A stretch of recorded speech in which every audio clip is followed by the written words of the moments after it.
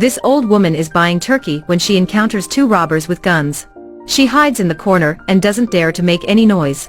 Maybe she won't be discovered, but finally. The two robbers don't know that they made the old woman's four sons very angry. During the funeral, the entire townspeople come to see the woman off. Because she is an extremely kind person. Over the past few decades, she has adopted hundreds of orphans. She raised them, educated them into a good person, and found a new family for each child. Among them were 4 children who were too naughty, so no one wanted to adopt them. So the old woman raised them alone. The 4 brothers used to be gangsters, but thanks to their adoptive mother's help, they amended their ways and returned to normal people's lives. After their mother's death, the 4 brothers who are not related by blood are reunited. During dinner, they unconsciously look at the place where their mother used to sit, recalling the warm teachings that their mother gave them. Zip up your mouth, Jeremiah. Did you grow up in a barn? More tattoos, Angel. It's okay, you don't have to hide them. I know bad things happen to you, but you're safe now. The 4 brothers choke. They are very sad. They really want to avenge their mother.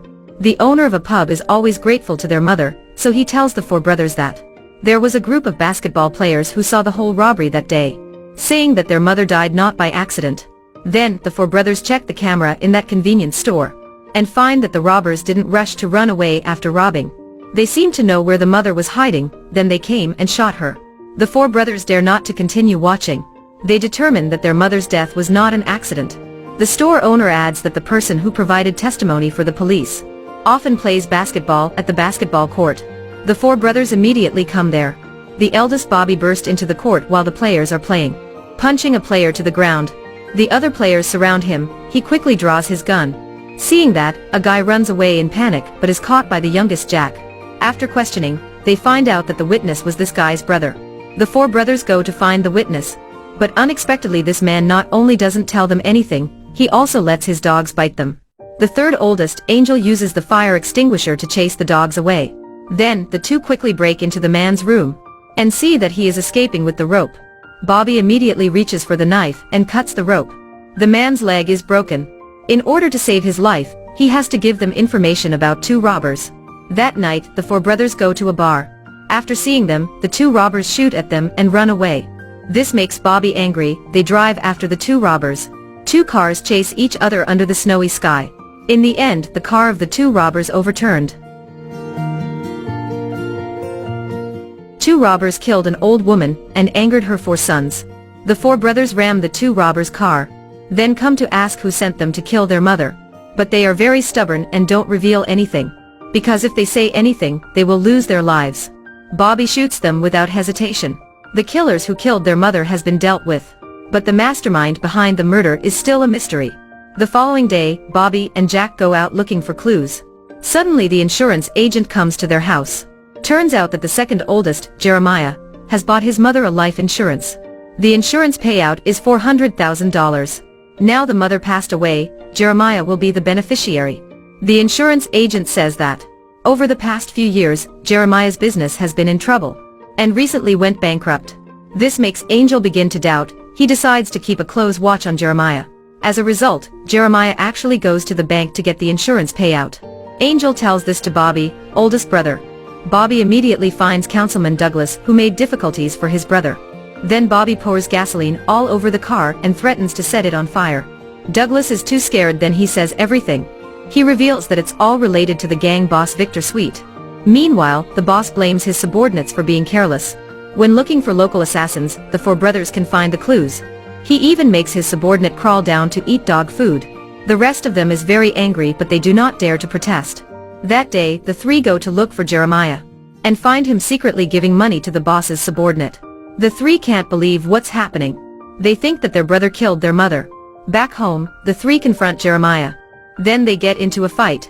He says that in recent years he paid all of the mother's bills while his other brothers were not around.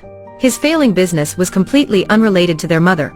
Jeremiah failed because he was not getting involved with Victor Sweet. In his effort to restore his business, he tried to pay off Sweet's subordinate.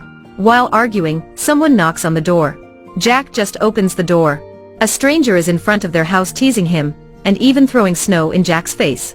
Jack gets angry, chases after the stranger. But the stranger suddenly turns around and shoots him.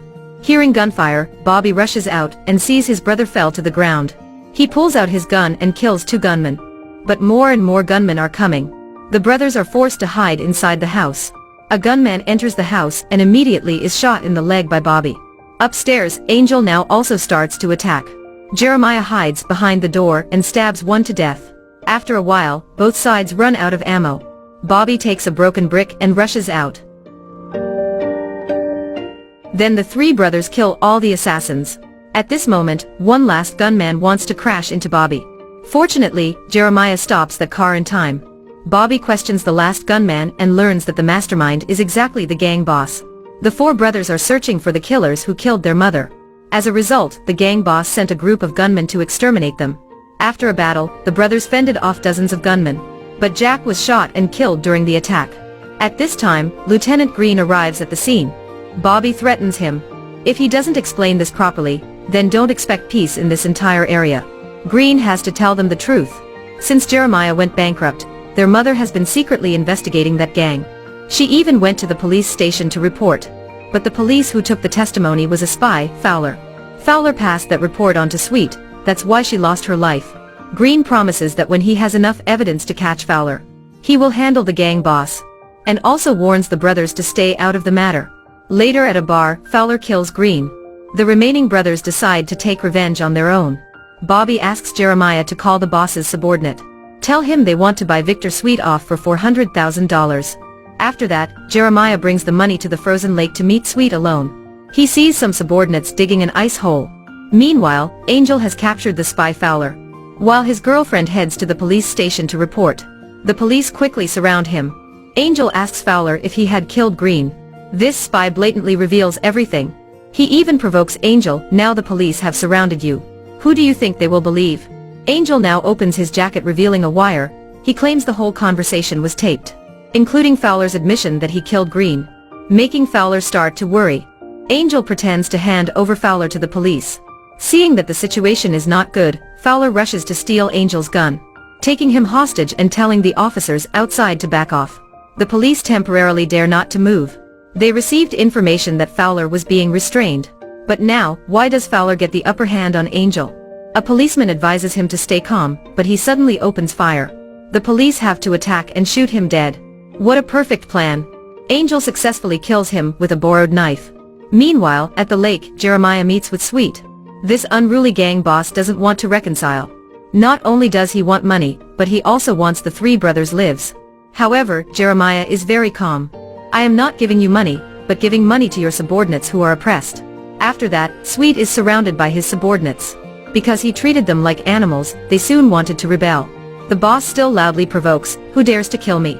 As soon as he finished speaking, Bobby is slowly approaching. He wants to avenge his mother. After a duel, the boss falls down, then being thrown into the ice hole by his subordinates. Do you think he's dead? The three brothers taken into police custody.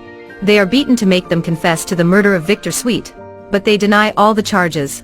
Back home, they set about repairing their mother's house and continuing their lives together.